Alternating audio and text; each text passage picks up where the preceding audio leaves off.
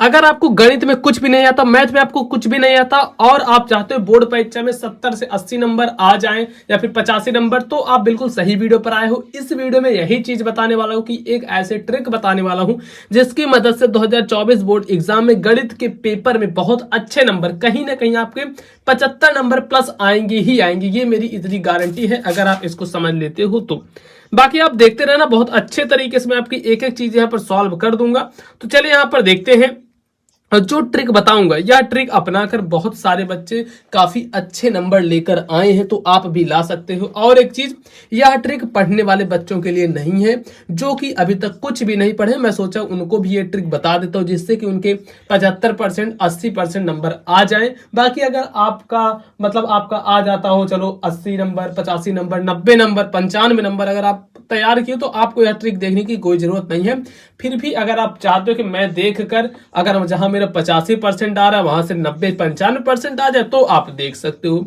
चलो यहां पर मैं बताता हूं। इसके लिए आपके पास एक स्केल होनी चाहिए, एक काली पेन, एक नीली पेन, 2 पेन होनी चाहिए। मेरे पास स्केल नहीं तो मैं ये करूंगा, एक पेन से ऐसे यहां पर लाइन खींच दूंगा। बस लाइन खींचने के लिए चाहिए होगी, तो मैं चलो यहां पर करता हूं, खींच देता हूं।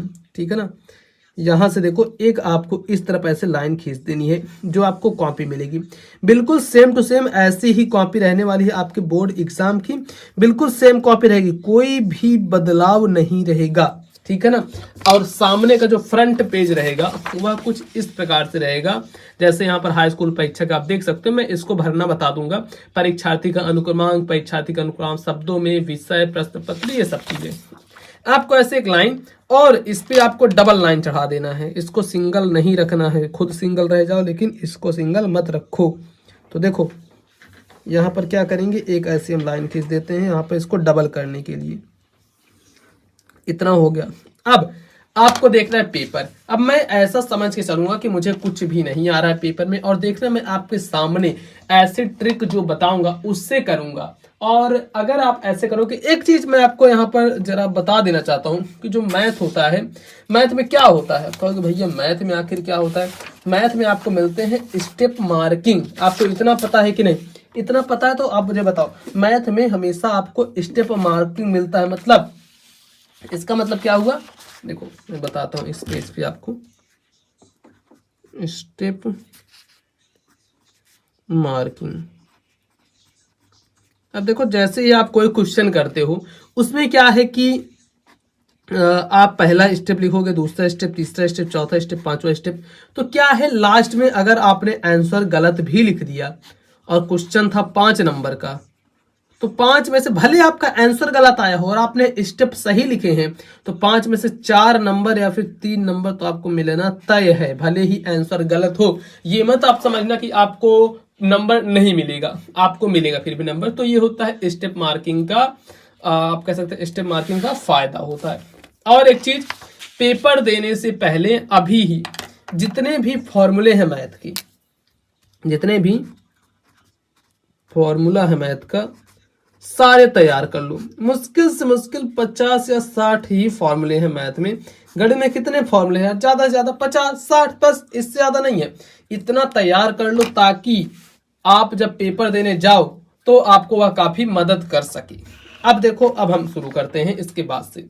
यहां पर आना है, जैसे ये बहुविकल्पीय प्रश्न है तो बहुविकल्पीय प्रश्न पर ज्यादा आपको समय व्यतीत नहीं करना है, क्योंकि बहुविकल्पी OMR पे किया जाएगा। OMR सीट ये है हमारे पास। तो ऐसे ही जो जो आपका सही रहेगा, मान लो कि यहाँ पे 5th का क्या सही है, 5th का सही है बी वाला, तो बी वाले पे करेंगे, ऐसे ऐसे हम लगा देंगे टिक।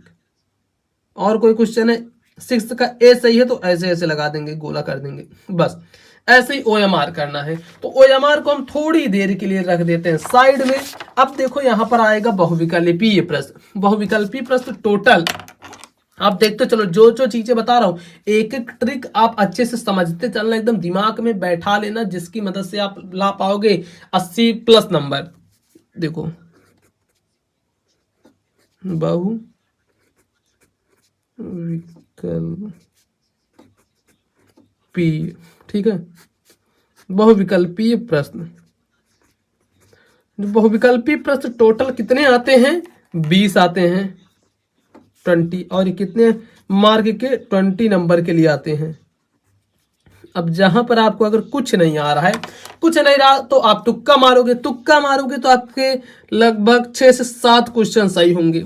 लेकिन आपको यहां पर ध्यान देना है, तुक्का ऐसे नहीं मारना है, देखना है कि जो भी क्वेश्चंस हैं उसमें से कौन सा थोड़ा अलग है। जैसे आप कोई भी मांग सकते हो, किसी संख्या का 1/3 भाग 21 के बराबर है तो वह संख्या होगी।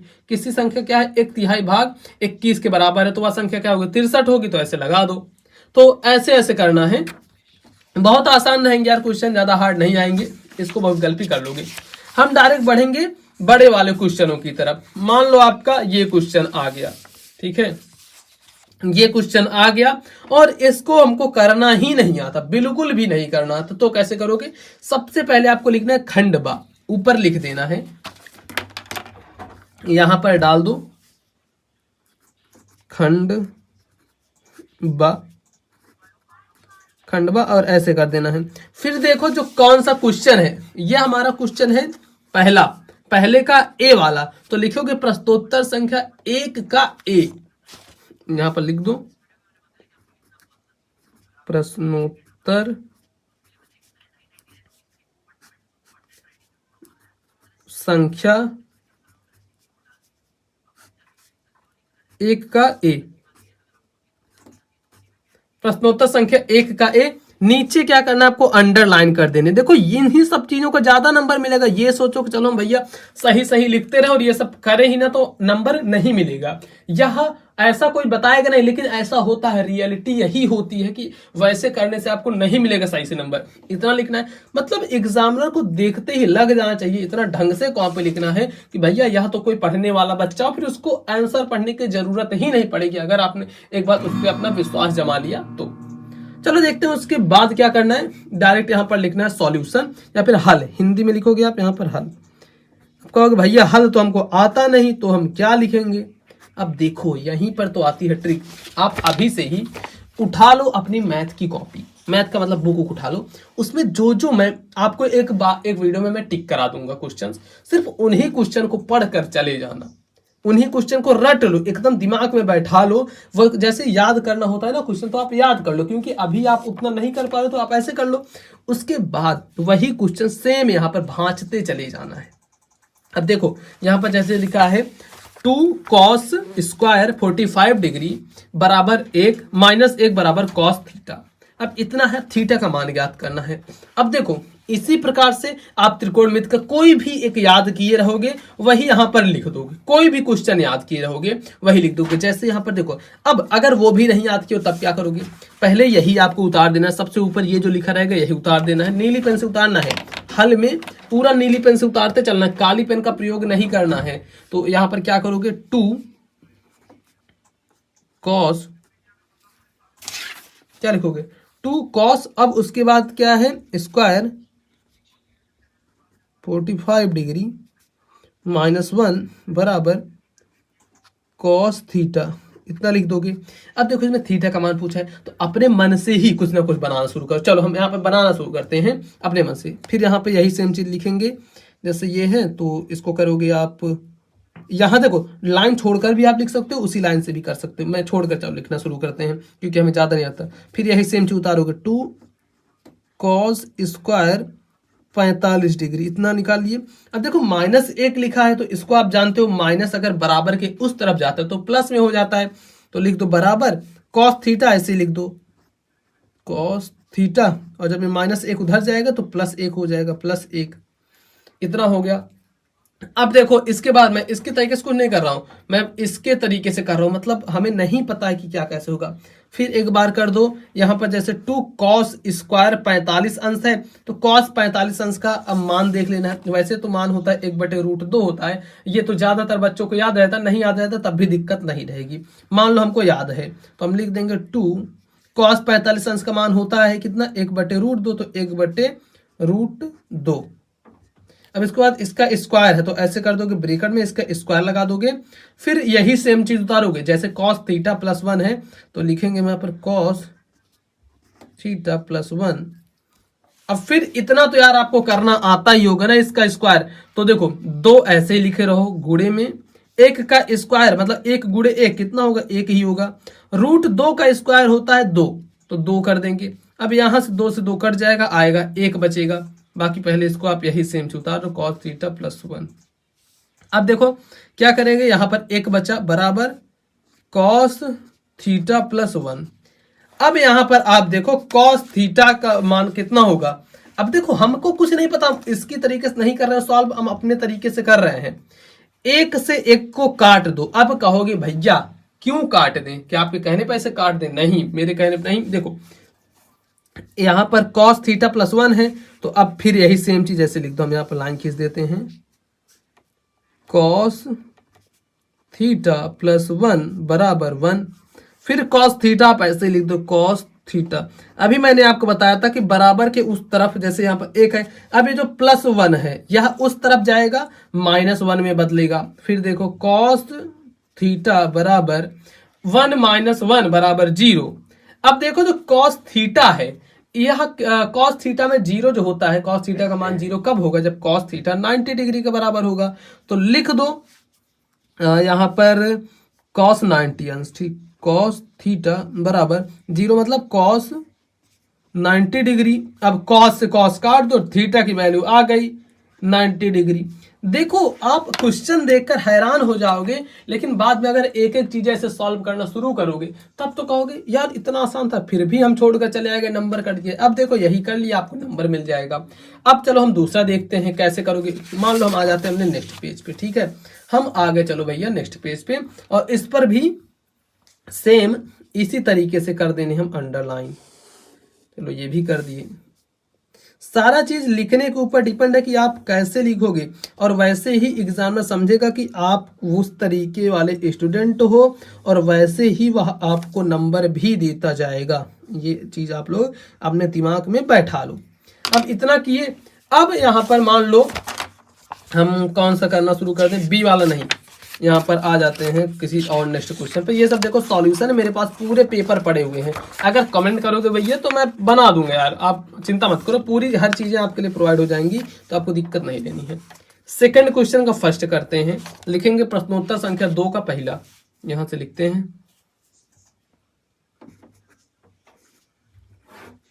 प्रश्नोत्तर संख्या 2 का पहला ए वाला। अब नीचे फिर ऐसे सेम चीज करना, सेम प्रोसेस अप्लाई करना है, नीचे अंडरलाइन। इसके बाद आता है हमारा हल, यहीं पर लिख दोगे हल। अब अगर आपको ये क्वेश्चन नहीं आ रहा, देखो क्वेश्चन में क्या है, अगर नहीं आ रहा तो डायरेक्टली अब क्या करना मैं बताते चलता हूँ। 7.6 सेंटीमीटर लंबाई का एक रेखाखंड कीजिए। ये सब चीजें मान लीजिए पूछ रहा है आपसे, रेखाखंड कीजिए और इसे 5:8 में अनुपात में विभाजित करता है, ऐसा ऐसा कुछ दिया गया है।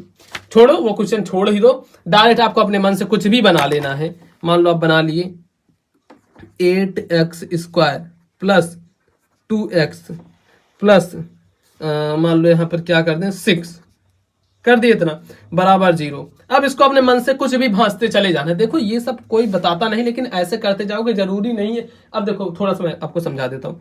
यहीं पर 8 है, तो अब इसको लिख दो कि यही सेम रहने दो, 8x² plus 2x plus 1x plus 6 बराबर 0। अपने मन से देखो, मैं कुछ भी लिखता चल रहा हूँ। फिर इसमें क्या करो, आप कॉमन ले लो अगर आपको पता है तो। जैसे मान लो हम यहाँ पर ले लेते हैं 2, और 2 के बाद क्या कॉमन लेंगे, x ले लेते हैं, 4 ले लेते हैं, x ले लेते हैं, प्लस 1 ले लेते हैं, प्लस 1 प्लस 6 बराबर 0। और फिर यहाँ पर आपको यही सेम चीजें करनी है अप्लाई। जैसे कर दो 2x प्लस 1, यहाँ के यहाँ उठा दो। देखो मैं कुछ सही नहीं लिख रहा हूँ, गलत ही है मुझे पता है, बराबर 0 कर दो। अब इसके बाद देखो ऐसे लिखते जाओगे तो एग्जामिनर यार एक एक चीज आपकी देखने नहीं बैठा है। मैं आपको कितनी बार बताऊं, एग्जामिनर एक एक चीजें नहीं देखेगा, बस वह मेन चीजें डायरेक्ट देखता है, और आपको वही देखकर वह नंबर देना शुरू कर देता है। नंबर देना जब आपको शुरू कर देगा तो आप भी देखोगे कि आपने कुछ नहीं करके आया था, नंबर मिले हैं। अब यहाँ पर एक जो ट्रिक आती है वो क्या आती है, अगर आप क्वेश्चन पूरा छोड़ दोगे, कुछ नहीं करोगे, तो एग्जामिनर आपके नंबर काटेगा भाई, याद रखना। तब आपको अगर ये 6 नंबर का है, 6 मार्क का अगर यह है, तो आपको 0 नंबर मिलेगा। वहीं पर अगर आप इस क्वेश्चन को कर दिए तो 6 नंबर का है 4 नहीं चाहो 3 नंबर तो देगा भाई, घिसे पिटे तरीके से 3 नंबर तो आपको देगा ही देगा। क्यों देगा? क्योंकि आपने उसी तरीके से कुछ लिखा है। अब एग्जामिनर आपको पढ़ने वाला उतना नहीं है, लास्ट में देखेगा आंसर गलत आया, लेकिन बच्चे ने स्टेप किया है तो 6 में से आपको 5 नंबर भी दे सकता है, 4 नंबर भी, 3 नंबर भी देगा, लेकिन इससे कम नहीं देगा। और ऐसे ऐसे नंबर करके ही आपने 10 क्वेश्चन कर लिए तो 30 नंबर आपके इधर से आ गए, 30 नंबर स्कूल से मिलते हैं, 60% ऐसे बन गए। थोड़ा बहुत यार अगर आपको देखो फॉर्मूला आप याद किए हो तो क्या करना, बीच बीच में ऐसे बॉक्स एक बना लेना, ऐसे बॉक्स बनाकर यहीं पर आपको फॉर्मूला लिख देना। मान लो a प्लस बी का होल स्क्वायर का फॉर्मूला लिखना है तो ऐसे लिख दो a प्लस बी का होल स्क्वायर बराबर, फिर यहां पर लिख दो a square plus B square plus 2ab। भले ही इसमें कोई यूज ना हो, लिख दो भैया, लिख दो, अच्छा नंबर मिलेगा आपको। ये सब ध्यान रखना, ट्रिक होती है लेकिन कोई आपको बताता नहीं है सब चीजें। a माइनस बी का होल स्क्वायर है तो क्या आएगा, a square plus B square minus 2ab, a square plus B square minus 2ab, ऐसे कर देना है। इसी प्रकार से करने यार, यही सारी ट्रिक होती है जिनकी मदद से आप मैथ में बहुत अच्छे नंबर लेकर आ सकते हो। अगर आप चाहते हो कि मैं ऐसी और भी वीडियोस बनाऊं तो मुझे आप कमेंट बॉक्स में जरूर से बताना, अपना सुझाव देना कि आखिर मुझे क्या क्या किस टाइप की वीडियोस लानी चाहिए। वीडियो अच्छी लगे तो भाई वीडियो को लाइक कर देना, चैनल पर पहली बार आए हो तो चैनल को सब्सक्राइब कर लो। क्लास 10th की हर सब्जेक्ट की तैयारी इसी चैनल पर कराई जा रही है। ठीक है दोस्तों, फिलहाल आज की वीडियो में इतना ही। अब मिलेंगे हम आपसे और किसी नेक्स्ट वीडियो में।